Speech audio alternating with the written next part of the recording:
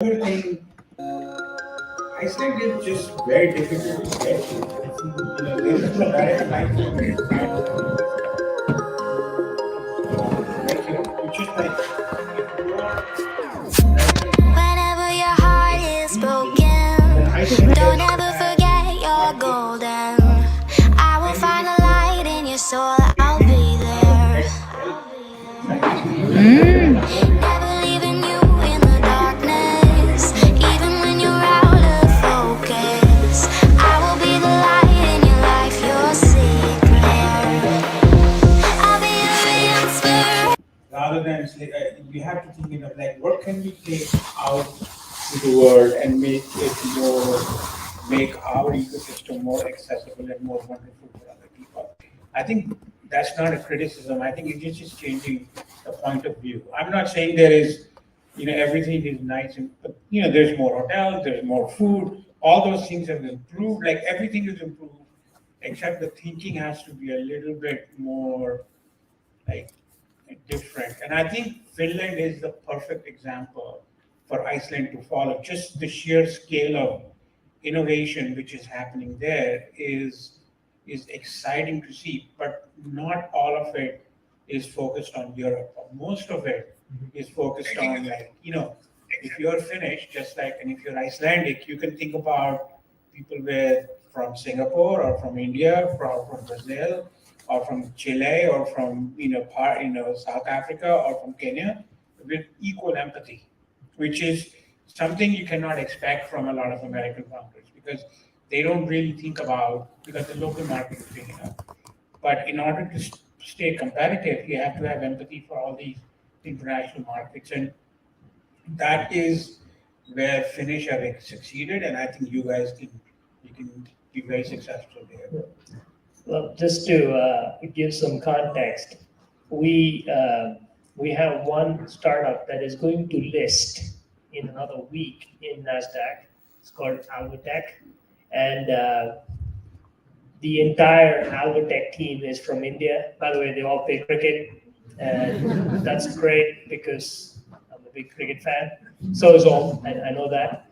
But are you Iceland cricket? At Iceland cricket, are you? Yeah, Okay. This is breaking news. yeah, it is breaking news.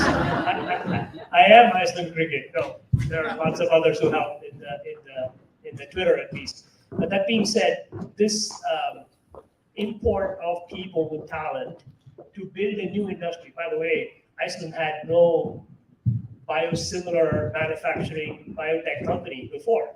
It's a brand new company. We imported or import. I mean, people moved because it was an interesting company to work with, and that has been always my suggestion. Whenever anybody asks, I said we should do interesting things that the globe wants, and smart people will come and work here, right? We don't have to attract people. We just need to do interesting things. Tujay, you were talking a little bit more on what could governments do from just venture and attracting venture, because you've been to other places where some of the changes you've seen has created a bigger impact. Can you talk a little bit about that? Yeah, and I think what I'm going to say is going to be a part of this answer, but also on top of what Om said.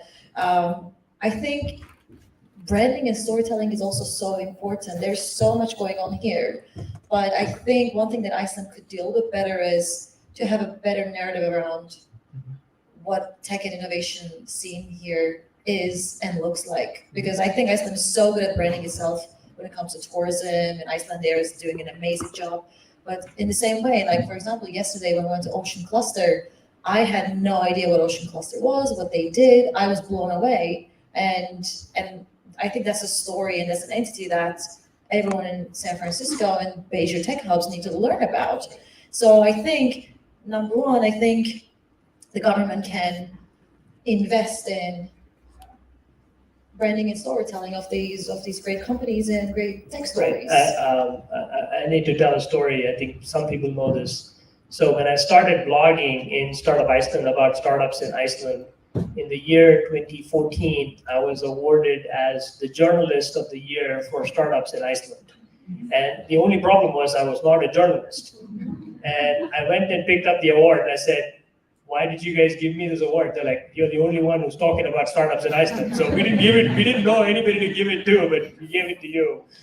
So there are lots of interesting things happening in Iceland, but we don't talk much about it. I think that is another part that we should definitely Yeah. work on.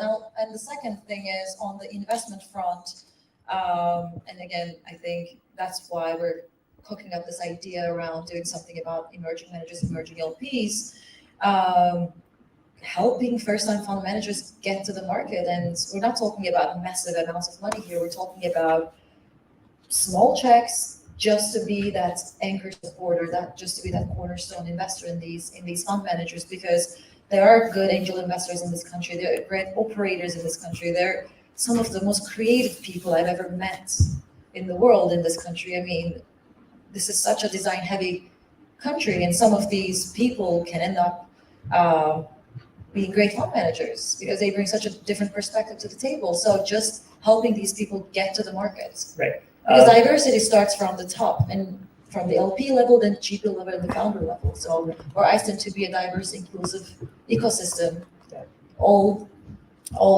levels should do their job. Right. I'm gonna ask Bree a question because he is an LP in our fund, but he's also kind of deeply involved in the Venture Studios operation. And you talked about emerging managers, and I kind of look at myself as one, but I didn't train formally or anything like that. I met Gunne working in the fish factory in 2009. I just wanted to, help him and get him to build his vision. I didn't have any money. Nobody would trust me with money. So I went begging to my family and said, please give me some money. And they did. And I took all of that and put it in Clara. And that company, in 3 years, was acquired by Jive. And suddenly I was a successful angel investor. So that's how the whole thing happened. And there was no track. So talk a little bit about your experience working with the Venture Studio, because you actually bet on an emerging manager, me, and said, Paula, I think you should do this, and I'm happy to come for the ride. Yeah, I mean, I started off. I think there's a fantasy that you grow a company, you sell it, you go to the beach or something like this, right? You check out. But what you find out really quickly, hopefully, is that the most rewarding thing you can do is be helpful, and trying to, as someone I was the first person in my network to have a successful company. Now, when my friends sell their company, I have like a 45-minute Bree Pettis lecture series that is all like now you're rich, plan your death, which is like the first thing you do, which is totally morbid. But and all the things that come up as you go through this transition, and thinking about how to make the rest of your life.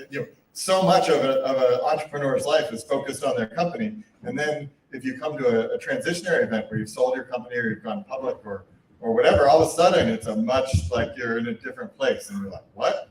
And then you have to, it takes some time depending on how your network looks, but pretty quickly I think people figure out that being helpful is the thing that makes things interesting going forward. And the Iceland Venture Studio has this model that is interesting. Paula finds interesting companies, makes them answer 7 pointed questions, and gets to know the person and the founder. And then once we invest in them, they have to meet with Bala every week, which, for better or worse, is a really powerful thing. And that it's really hard to go far off the rails in a week. I mean, it's possible. You can do it.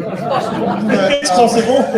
There have been attempts. But I think that's one of the parts of the magic of this fund is that you care with your heart, and that you spend the time every single week to meet with founders and check in. And when they have problems, I mean, I did a bunch of angel investing before investing in this fund, and the primary thing of whether a company is going to be successful is how often do they report to their investors, and are they good accepting help?